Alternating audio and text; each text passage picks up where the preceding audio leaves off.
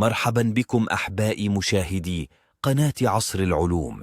في هذه الحلقة سنسلط الضوء على أغنى امرأة في العالم، حيث احتفظت فرانسواز بيتنكور مايرز الكاتبة والمثقفة الفرنسية بلقب أغنى امرأة في العالم للعام الثالث على التوالي، وريثة مجموعة لوريال أكبر شركات التجميل على الإطلاق، وبثروة صافية تبلغ 80.5 مليار دولار، بزيادة 5.7 مليارات دولار عن العام الماضي، وذلك وفقا لتصنيف مجلة فوربس الأمريكية لعام 2023.